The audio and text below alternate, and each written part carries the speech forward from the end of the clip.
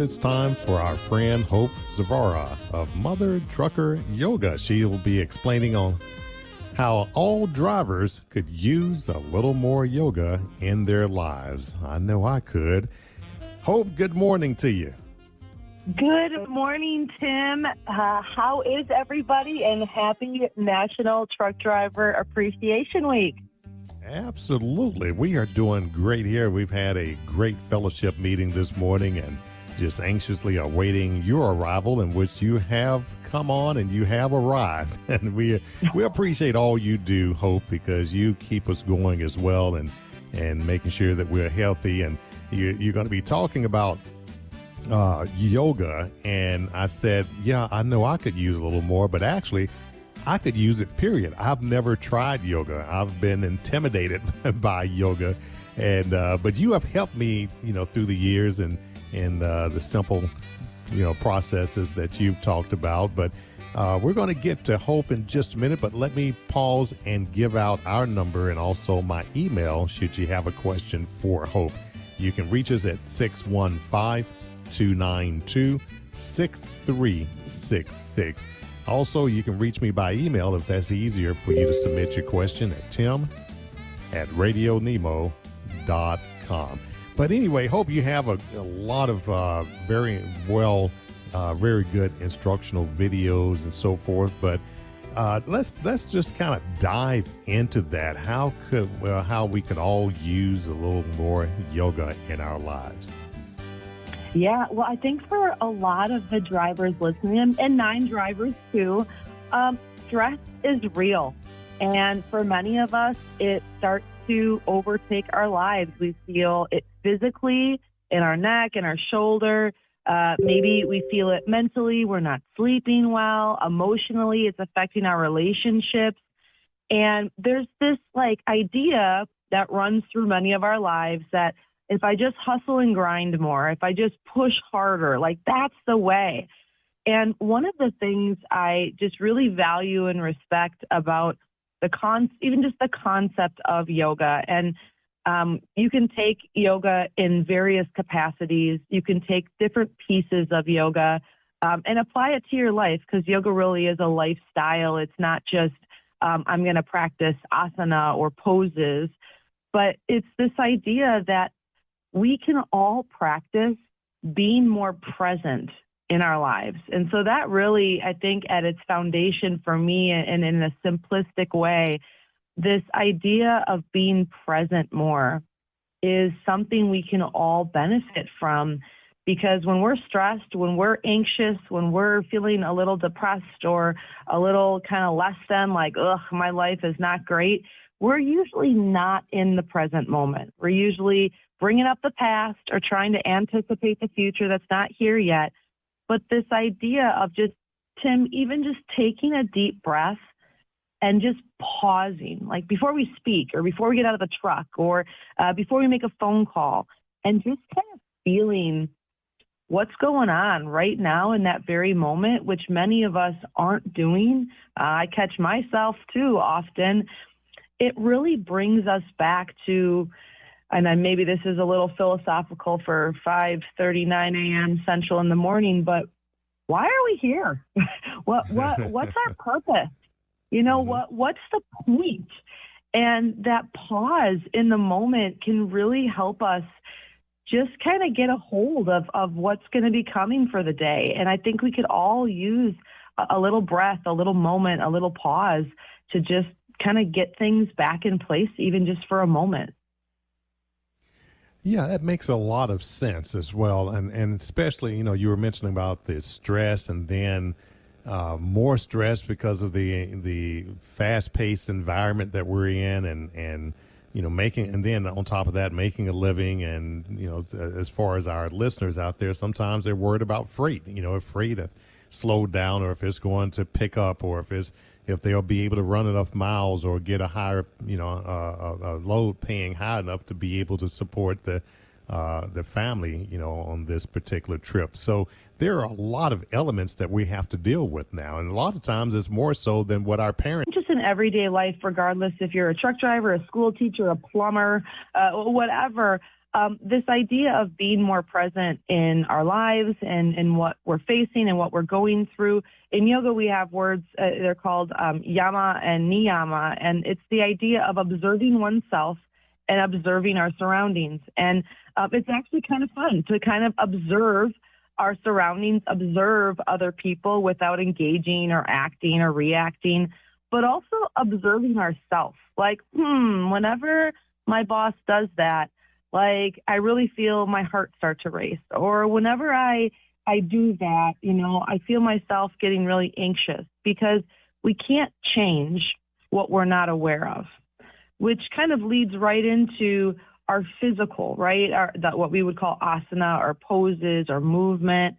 And if we start to observe ourselves, like, oh, my back does hurt all the time. Or, I do, I guess, sit a lot more, and there is a lot of stiffness. Like, oh, I don't like this. We're going to be more apt to want to make changes versus being forced to make them. My doctor said I have to, or else. My wife said I have to, or else. And when we're in the driver's seat for those types of things, we're going to be more successful in life. We're going to be happier. We're going to be healthier. And so what does asana or adding a little yoga into our lives physically look like? Well, that can be you traveling with a yoga mat, but it doesn't have to be. It can be something as simple, Tim, as sitting in the driver's seat, and before you turn the key on, doing 10 shoulder rolls. And as you do that, taking 10 really deep breaths and trying to sync the movement with your breath and being present while you do it. So we're hitting all of them now. We're hitting breathing, we're hitting a mindfulness, and we're hitting movement, and noticing how your body calms down. You're more steady, you're more focused, you're more present. This is really why I love what yoga can bring to the table, because I'm a faith-driven person, but I think yoga is really life in action in like a controlled setting. So we can practice living, we can practice being out there in the world and not just being this reactive time bomb, but also maybe be a little bit more mobile, a little bit more pliable, a little bit happier and healthier while we do it. Absolutely. We're going to pull over and take us a break, and I do have an email I'd like to get to you before the break, before we go into this break, Hope. And he says, "Good morning, Hope. I'm like Tim, I've never started, and how tough would it be for a 68-year-old male who is 285 pounds?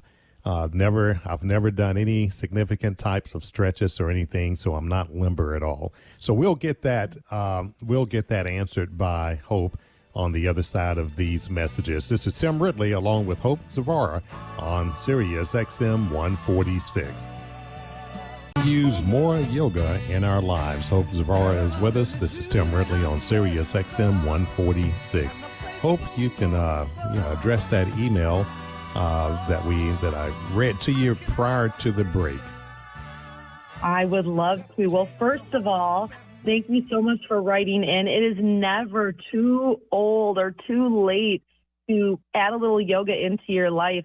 Many, many moons ago, when I had a yoga studio and a yoga school, I think my oldest student was 94 years old, and Wow. It was a couple, and they were fantastic.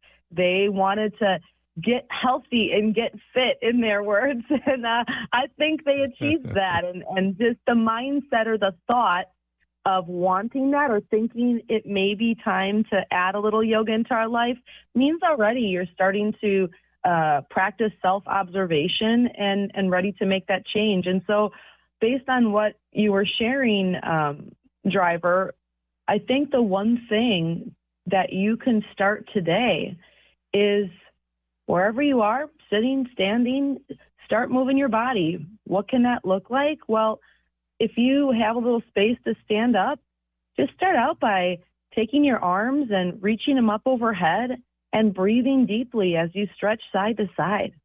And just feel your whole body from your fingertips to your toes extend. My question to everybody listening is, when is the last time you purposefully reached your arms up overhead. You stretched your body right to left. You extended backwards. I think just in a basic thought process and how we move, you don't do it, you're going to lose it. And so just reaching up overhead and then bending down as far as you can. Don't worry about if you touch your toes. Some people anatomically, they're not built that way. You're just never going to do it. You got short arms and long legs. It's just not going to work. But just bending down and reaching for a stool, reaching for the step of the truck, and just feeling your body. A big part of yoga, and this is why I love it for someone like myself in recovery, is it forces you to be present. You have to feel the tight hamstrings. You have to feel the stiff neck. But if you stay there long enough and breathe, you're going to also start to experience something amazing, which is that tightness dissipate. And I just think, Tim, yoga and kind of that feeling of that dissipation of tightness is such a great metaphor for life, because so many of us are just running from one stressful thing to another. And we're never giving ourselves room to breathe and room to feel and room to allow that pain to kind of dissipate, to kind of go away. And so, my friend, listening, that reaching up overhead, that bending down forward, and then maybe coming back up to standing and just even stepping your feet a little bit wider, kind of like a straddle, and just sliding down one side of the leg and then the opposite, kind of like you're in a toaster. We would call this triangle. But the name of the game here is move your body in ways that you normally don't and stay there long enough to feel and breathe. That's really the game here is I have to mindfully move my body. This is why this is not aerobics. This is why yoga is not HIIT or not PIO. This is about being mindful in however you choose to move. I mean, I have a YouTube channel. You can Google stuff. We have a bunch of stuff on our website. But yoga really starts with you in the action of moving your body and saying, you know what, even though this hurts, I'm going to stay here and breathe, because hurt is relative. Hurt is me getting my foot run over by a truck. Hurt is not me stretching forward and my hamstrings coming alive. That's not hurt. That's discomfort. And that passes. That's the good thing, Tim. It passes. We can all do that right now. Standing or sitting, just reach your arms up overhead as long as you're not driving. Interlace your fingers, push your arms to the sky, and take a deep breath and feel your lungs fill with air. All of this is yoga. And as you feel more confident and comfortable, yeah, maybe you'll get a yoga mat and do a little namaste, do a little warrior one. But you don't have to start there. That's the good news. Yeah, again, it's just starting real simple, right? Absolutely. And I always feel like 10 to 15 minutes of a little yoga or stretching, I love it in the morning or right before bed, is kind of like just the perfect amount if you find yourself like, oh my gosh, 60 minutes, I would get that a lot when I taught a lot of yoga. Oh my gosh, what are you going to do with me for 60 minutes? And so 10 to 15 minutes is always a really great place to start. And just twisting your body, reaching up overhead, bending forward. And what I want you to think about, driver, is it's not about how it looks. Oh, I'm a big guy, or I'm a tall guy, or I got a belly. You know, I can't do it like that. That's actually not what yoga is trying to set up as a goal. Again, it goes back to feeling. When you stretch forward, do you feel your hamstring? Do you feel your back stretch? When you reach up overhead, what do you feel? Do you feel the underarm pockets within your shoulders kind of break free and stretch? Does it feel uncomfortable? Well, that discomfort's going to pass. It's the movement plus the mindfulness that really is going to be what kind of shifts gears for you when it comes to stress and anxiety and overwhelm and not being able to sleep.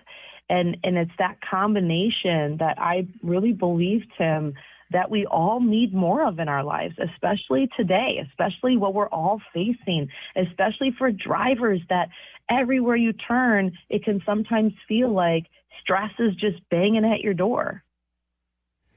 Yes, you're absolutely right. It certainly can. And I really like the story you just told about the 95-year-old starting. So again, that tells you right there it's never too late. Yes, yes. And for those of you, maybe you're in your sleeper right now, or maybe you're at home in bed still, you can practice a little yoga too. Practice bringing one knee into your chest or off to the side if you feel like you have a little bit more in the middle, and just hug that leg. And as you hug that leg, reach through the other one, and then switch into the other side. Bring your knees into your chest, rock on your back side to side. Loosen up your lower back, your sacrum, your hips. That's yoga. We call that happy baby pose. But that's yoga. And you're going to feel like when you get up and integrate into your day, you feel a little bit better. You feel a little bit less stressed. You feel like you got the best path to moving forward into whatever comes your way. Even just in bed, which is my favorite, Tim, I call it windmill. Bending your knees and just kind of opening your feet kind of wider than your hips and dropping your knees side to side. If you have like tight hips, tight front pelvis, that is just such a great stretch to do before you get out of bed. And one pose is yoga. One asana is yoga. And so my friend listening, if you just decide, you know what, I'm going to do one stretch today, I'm going to take one breath today, that's yoga. If you decide I'm going to put three moves together, I have no idea what they are or what they call, but man, they feel good. Guess what, my friend? You are practicing yoga. You are one step closer towards a happier, healthier you. You are starting to change lanes in how it is you see yourself, and you are now a priority. Why is that? Because you're finally taking your life back, even if it's just one move at a time, one breath at a time. Okay, I have one more email I'd like to get in before we part the airways, Hope, and he says, I have a bad back, and I wanted to know if yoga would be good for that. Yoga is and still forever, I believe, will be one of the number one things you can do for a bad back. I would say 90% of the drivers I work with are all complaining of back pain or chronic back pain. And here's something that you want to think about when it comes to back pain. Because you're sitting all day and you're kind of rounding or bending forward, what you want to think about is yoga poses or movements that extend you backwards. So if you were laying in your sleeper on your tummy and you would place your hands under your shoulders and just really gently, don't be aggressive, press yourself up into an extension. We call this cobra pose. That's going to counterbalance all of that rounding forward during the day. And your back's going to probably feel stiff when you do it, but do that. Bring yourself into cobra and hold for 5 or 6 breaths. Do that 3 or 4 times before you get out of bed in the morning. When you're standing and you get out of the truck for maybe a quick stretch, or you're filling up with fuel, you're on your break, do the same thing standing. Reach your arms overhead. We talked about this before, and extend your body backwards. And so that's yoga. When you're sitting in the driver's seat, try twisting your torso side to side. Create some more mobility. I can't talk this morning. In your trunk. All of those things are yoga. And if you want a little bit bigger dose, you can come on over and check out what we're up to at Mother Trucker Yoga. We have some nice small little sequences specifically for back pain. But those 2 moves, if you're listening and you're like, man, I do sit a lot and my back does hurt, you need to practice going the other way, extending back, arcing your body to kind of counterpose some of that stress and strain that you're feeling, because it is hard to get out of the driver's seat when you're a truck driver. I don't discount that, but we can counterbalance that with a little yoga. Absolutely.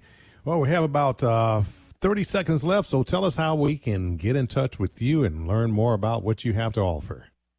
Absolutely. The next step for you all is to either hop on over to our website at mothertruckeryoga.com or come visit us on social media this week for National Truck Driver Appreciation Week. We have a little challenge going for drivers called the Big 3, where we are helping you improve physical, mental, and spiritual aspects of your life so that you can keep on trucking.